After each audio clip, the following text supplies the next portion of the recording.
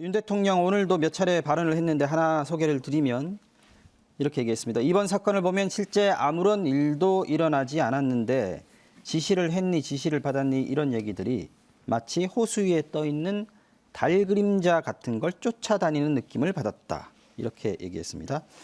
아무 일도 일어나지 않았다. 지금까지의 주장을 좀 반복하고 있는 얘기 같기도 하고요. 어떻게 보셨습니까? 12.3 내란이 일어난 지 벌써 2달이 넘어가고 있습니다. 그런데 아무도 책임지는 사람이 없거든요.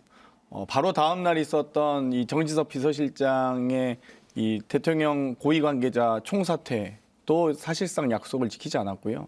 또 국민의힘 의원총회 과정에서 나왔던 내각 총사퇴도 실제로 이루어지지 않고 지금 윤석열 대통령이 임명한 사람들로 계속 이어지고 있습니다. 제가 보기엔 유일하게 책임졌다라고 보여지는 사람이 한동훈 대표 아닌가. 지금 사퇴한 사람 아무도 없습니다. 그런데도 불구하고 한동훈 대표만 사퇴한 게 아닌가라는 생각이 들 정도로 참담한 상황이고요.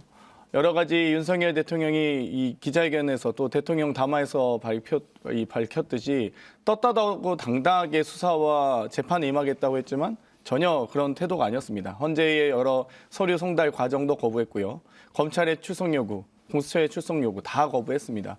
그리고 재판 과정에서도 계속 차일피일 미루다가 이제서야 5차 변론에 이르고 있긴 한데 2차부터 5차까지 쭉 살펴보면 여러 가지 지금 이 다양한 진술이 아주 그리고 구체적으로 또 다른 이 다양한 사람들로부터 나오고 있음에도 불구하고 그런 진술을 지금 제대로 답변도 횡설수설하다가 또 이 떳떳하게 수사 못 받는 부분에 있었지만 이 여러 이 진술을 번복하거나 뭐 지금 이 허황된 얘기하고 있는 거 아니겠습니까? 호수 위에 달 그림자라뇨.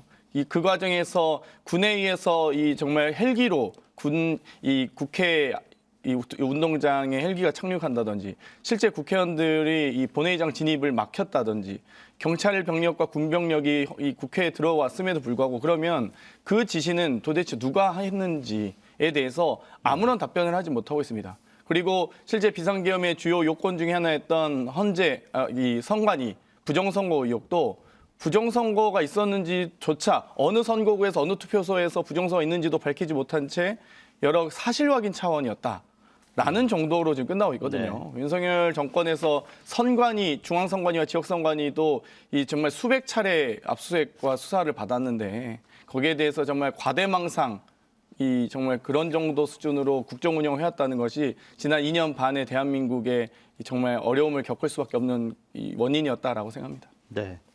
김영익 최고위원님. 대통령이 얘기하신 달 그림자 이런 얘기는 실체가 별로 없는 건데 이걸 갖고 이렇게 호들갑을 떠느냐 이런 말씀을 하시는 것 같아요. 그런데 근데 논리적으로 따져보면 그 말씀은 좀 성립하기가 좀 어렵죠. 왜냐하면 그 대통령이 2시간 만에 끝나는 내란이 어디 있느냐, 비상계엄 2시간 만에 끝나냐라고 얘기했지만 그것은 결과이긴 했지만 처음에 의도가 그거는 아니었던 걸로 보여져요. 그러니까 그 계엄이 그렇게 실패한 그것은 쏟아져 나온 시민들이 계엄군을 막아섰고 그리고 한동훈 대표가 즉각 그 국회로 들어가서 여당 의원들을 함께 들어갔고 메시지를 내면서 불법한 계엄을 막겠다라는 그런 메시지를 냈고 또 야당 의원들이 담을 넘어가면서 국회의사당에 몰려 들어왔고 그 국회의 창문을 깨고 진입한 그런 계엄군에 대해서 바리케이드를 치고 거기서 기자들과 보좌관들과 이런 사람들이 다 막아섰었잖아요. 그러기 때문에 그게 끝난 것이지 시민들이 총을 든 그 군인들 앞에서 카메라를 들이대면서 휴대폰을 들이대면서 반란군하고 소리치니까 군인들이 다 고개를 돌리고 사진을 안 찍히려고 막 그랬던 거 아니에요. 그분들은 무슨 죄가 있겠습니까? 그분들 그 북한에 가는 줄 알고 내려보니까 국회의사당인데 거기서 그 사람들이 무슨 행동을 하겠어요?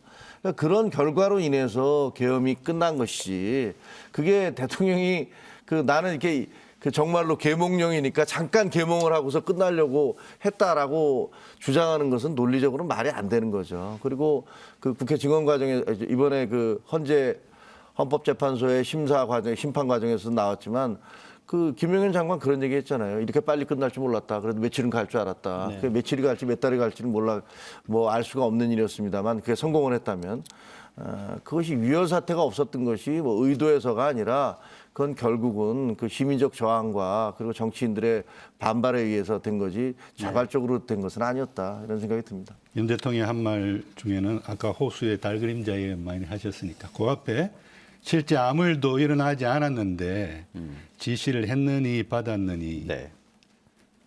아무 일도 일어나지 않았으면 우리가 지금 이 자리에 모여 있겠습니까? 네. 그리고 계엄군이 밤늦게 무장한 채로 국회 본청 유리창을 깨고 난입해가지고 오와 열을 맞춰서 돌아다니면서 국회 본회의장을 찾아 헤매는 모습이 다 중계가 됐는데 네. 국민들에게. 그런데 아무 일이 일어나지 않았다고요? 또 지시를 했느니 받았느니 이런 말을 한다. 오늘 나온 그 이진우 사령관이나 여인영 사령관, 네. 홍장원 사령관 중에 이진우, 홍장원 여인영 일차장이요. 네. 이 두 분은 네. 지금 형사 재판을 앞두고 있기 때문에 그렇죠. 굉장히 그 자기 재판 준비를 많이 한 것 같다는 네. 인상을 받았어요, 저는. 오늘 여기서 진술한 게 자기 재판에 악영향을 끼칠 수 있는 그러한 것들에 대해서는 다 진술 거부권을 행사합니다. 말하지 않습니다. 네. 그게 이제 윤 대통령의 탄핵에도 굉장히 그 아킬레스건이 되는 중요한 그러한 질문이었는데 네. 그 진술 거부권으로 일관하지 않습니까? 예.